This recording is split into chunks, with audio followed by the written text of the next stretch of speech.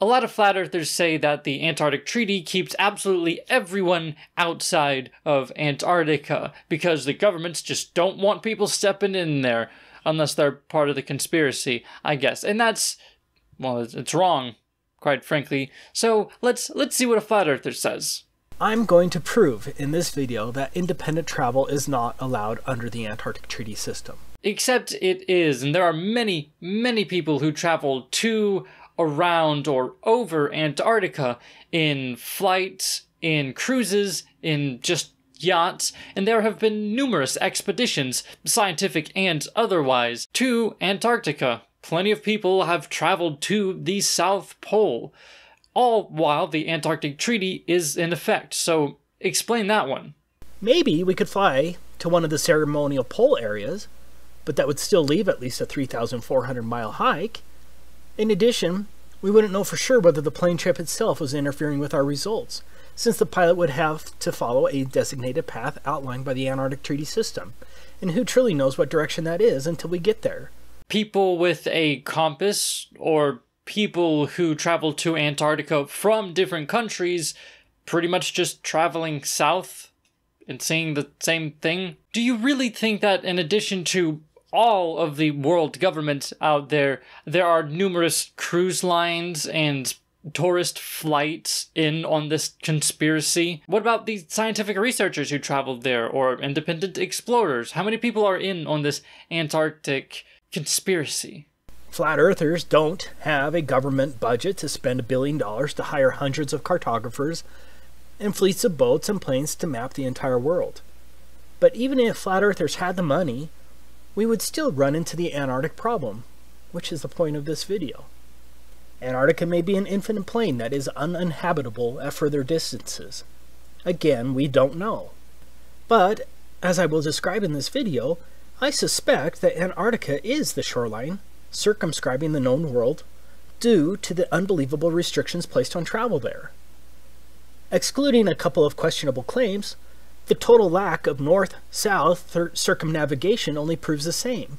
What do you mean, questionable claims? There have been people who circumnavigated the globe from north to south, reaching both poles. The first people being Ranulph Fiennes and Charles Burton. Between 1979 and 1982, there have been several people who've also done it since then. And there are also a number of satellites which do travel in such a direction, some of which have taken pictures of Antarctica. I mean, how much proof do you need to have in order to have enough proof? Because it doesn't seem like anything is really getting to these guys. This is the area the 60th North parallels. As you can see, the 60th North parallel includes all of northern Canada, Alaska, much of Russia, including St. Petersburg and other major cities, Finland, Sweden, Norway, Iceland, Greenland. It is huge. Now, why in the world is this much area blocked off at the south? Do you really think it's because of penguins? Do you think the child propaganda from Happy Feet is true? Look, of course, Happy Feet is a very simplified child's fictionalization of what happened. But yes, Antarctica and the area around it is a nature preserve, essentially. Yes, they do want to protect the environment and wildlife. It's not just penguins, it's other things, but I don't really know what they are. It's not like the idea of a nature preserve is foreign to us, and it's not like Antarctica would be too terribly beneficial for anyone anyway. At least not more important than preserving its nature, according to those who signed the Antarctic Treaty. The Antarctic Treaty was executed in 1959 and has been in place ever since. Think about it. No country had any real alleged concerns about the environment at that time. Well, kinda, yeah, but that's kind of the point. There was a time when there were plenty of people drilling and mining in Antarctica, trying to get the resources that are there. But obviously the governments do care enough to preserve nature. That's why nature reserves and preserves exist. The US has many national parks and a handful of stricter nature reserves. This is something that does happen. Yeah, why is it so hard to grasp? One of the more interesting facts is that the Soviet Union also ratified the treaty, and did so from the beginning on December 1st, 1959.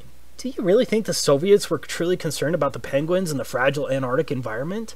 In other words, America, the USSR, and the rest of the major countries of the world remain partners in generally closing Antarctica throughout most of the so-called fake space race, the Cuban Missile Crisis of 1962, the fake moon landings, most of the Cold War, the Vietnam War, the Six-Day War, the Soviet-Afghan War, and the collapse of the Soviet Union, which at that time Russia continued as a signatory in 1992. That's some peculiar cooperation transcending international conflicts, don't you think? Do you really think that the vast resources and strategic military benefits of Antarctica were multilaterally put aside because of penguins?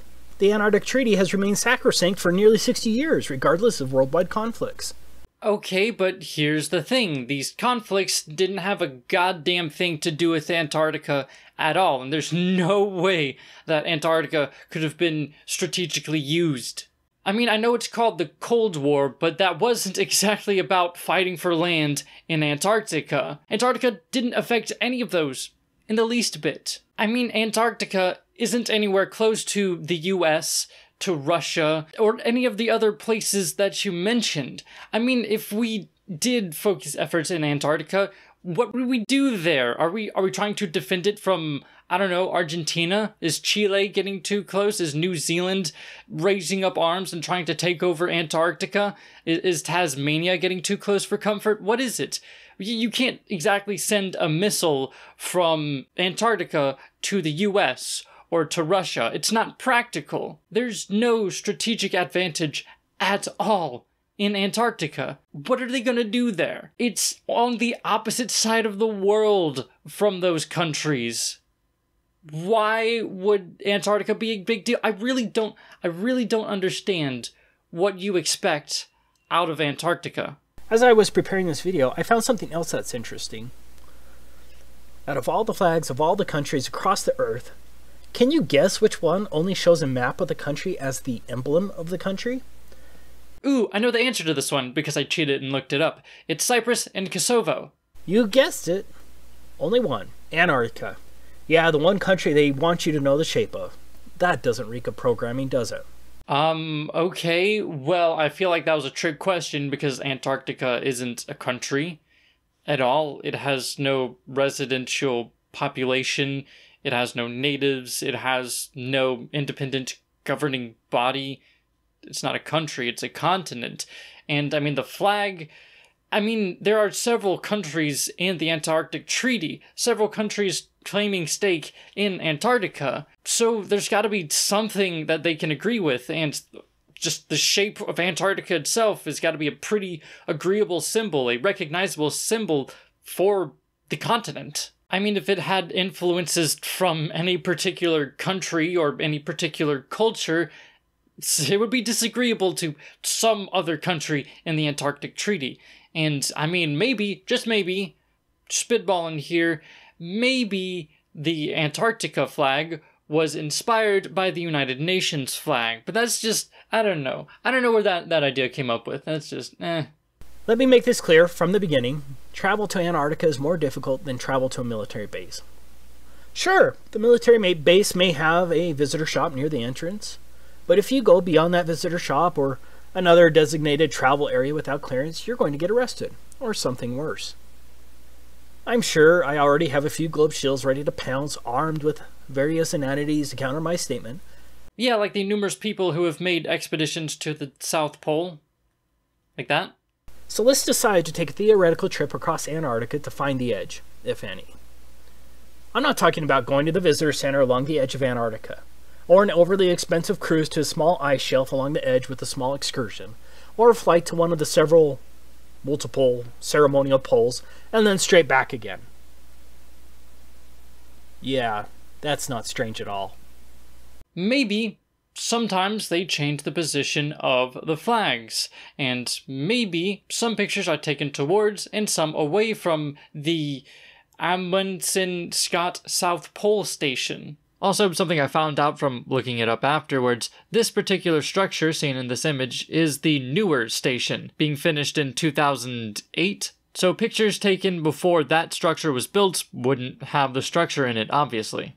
I'm talking about a real trek, pointed directly south across the entire 3,400-mile breadth of Antarctica and back again to determine whether Antarctica circumscribes the known world and to possibly determine whether there's an edge, a dome, or whatever, and then take a picture of it. I mean, you don't even need to do that with the amount of satellite imagery that we're just going to throw away because conspiracy.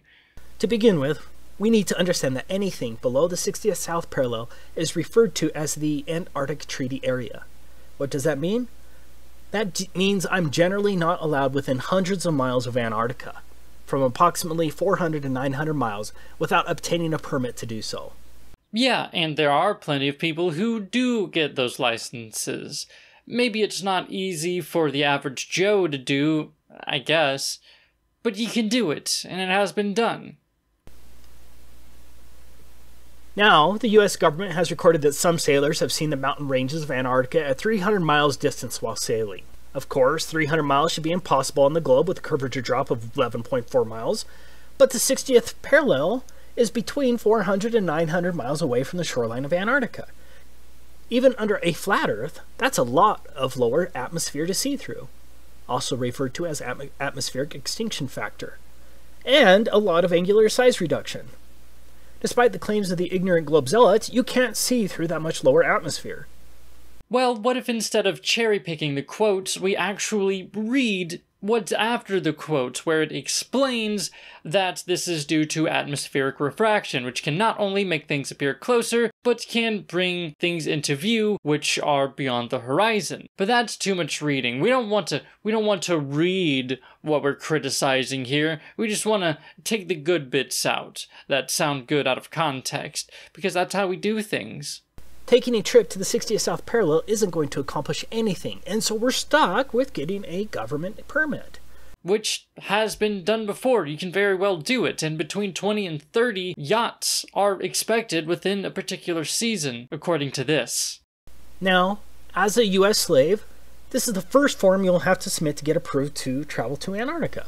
The form itself seems rather innocuous until you understand exactly what is involved in the application process. In summary, Antarctica is treated as a giant natural reserve.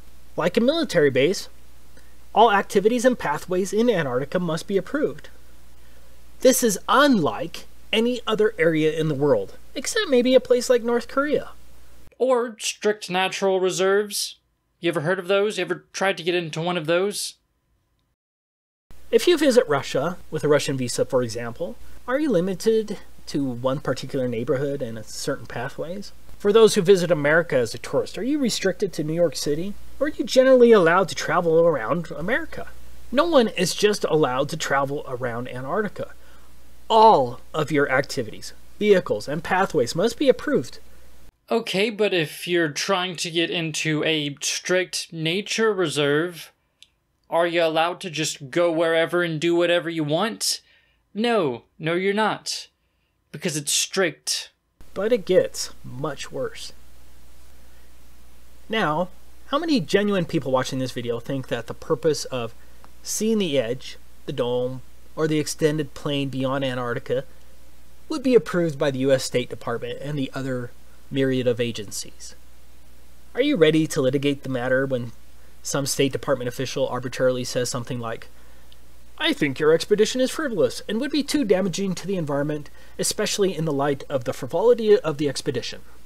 Okay, obviously you don't put your conspiracy theory into why you want to take a trip to this strict nature preserve, much like you wouldn't want to put your conspiracy theory into a job application. But if you put in something like photography or videography or independent exploration or cartography or what have you, there are a number of genuine explanations that don't say, hey, I think the Earth is flat, that's why I want to go to Antarctica. Like, of course it sounds crazy. Is your complaint that you sound crazy? Because you do.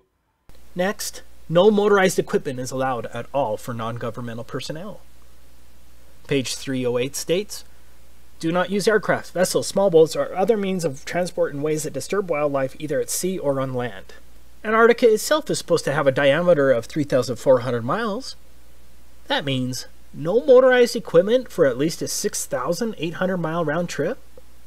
no, you can definitely use it, but not in a way that disturbs the wildlife. I'm going to skip a bit here because he goes on and on about how difficult it would be to take this trip, because not only do you not need to disturb the wildlife with your motorized vehicle, he says that you can't use any motorized vehicle, but you just can't disturb the wildlife, but you also can't leave behind any waste, and there's no real refueling station out there. And he also talks about how difficult it would be to get this permit, which I think he's exaggerating, but I'm going to skip over that a little bit. But of fucking course it's going to be difficult to travel all across Antarctica, because not only is it a harsh climate, there's hardly anything there, and it's a strict nature preserve.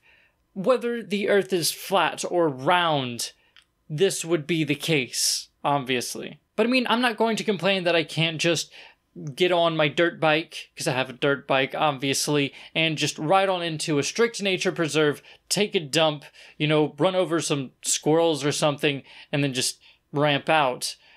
Of course, it's not going to be easy. Well, let's see what the Committee for Environmental Protection says. Article 8 of the protocol requires the parties to conduct environmental impact assessments for the Antarctic activities and provides 3 levels of assessment according to the potential impacts of each activity. The procedures for environmental impact assessment are detailed in... Okay, this bit's pretty boring because most of it's just him reading this, but basically he says that whenever he states what he's going to do in Antarctica, there will be people evaluating how much of an impact it's going to have on the environment. And if it's going to have a lot of impact on the environment, it could get shot down. And I don't understand why this is surprising. Basically, he's saying that this is part of the conspiracy, that his one-man expedition, or small group expedition, supposedly, where you meticulously try not to impact the environment, is going to be shot down for impacting the environment. I mean, if you plan this out well enough, it's going to be accepted, but no, the conspiracy theorists say this is where they'll cut you off and shoot you down, because, of course, because they could shut you down, so they'll probably do it because there's a conspiracy going on. It's speculation. That's all it is. It's speculation. Let's get to the final issue we're going to run into. 7 countries claim territorial rights to various parts of Antarctica. I quote, "The Antarctic Treaty puts aside the potential for conflict over sovereignty for providing that nothing that occurs while the treaty is in force will enhance or diminish territorial claims." Meaning, the territorial claims trump. No, that's not really what it means at all. In fact, the treaty kind of states that, hey, it's more or less open to travel here, but you can still claim that this bit's yours, but it has to be protected in such a way and allowed in such a way. They're not saying that you have to give up your territorial claim, they're just saying that this is how it should be managed according to this treaty. It's not saying that you have to follow the rules of those governments, just that they can still claim it, even though it really does nothing. And then share this video because everything in here is fact that anyone can look up. I'll try to have all the links in the description.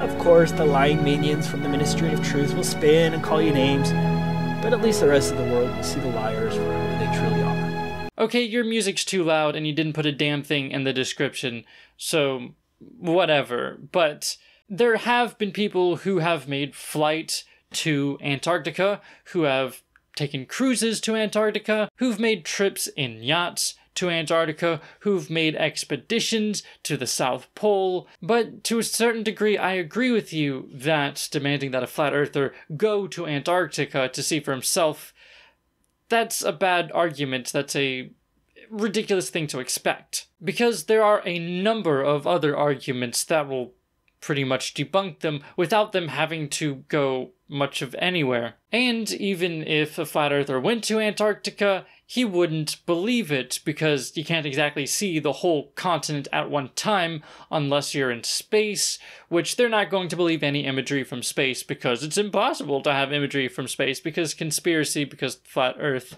I guess, I don't know. So even if they went to Antarctica, it's just as effective as if you were to show them satellite imagery of Antarctica. They would have the same reaction, which is an unreasonable denial of all of the evidence.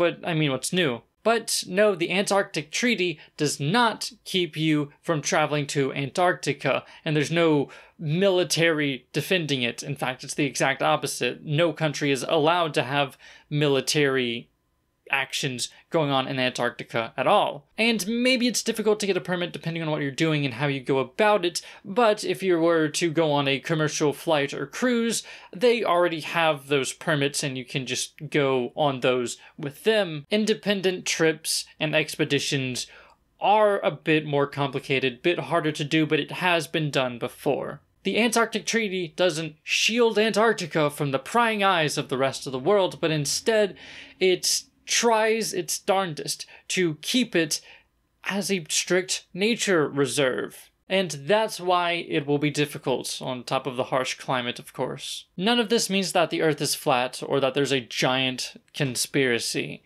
But maybe next time I'll tackle a bit of a bigger argument than this.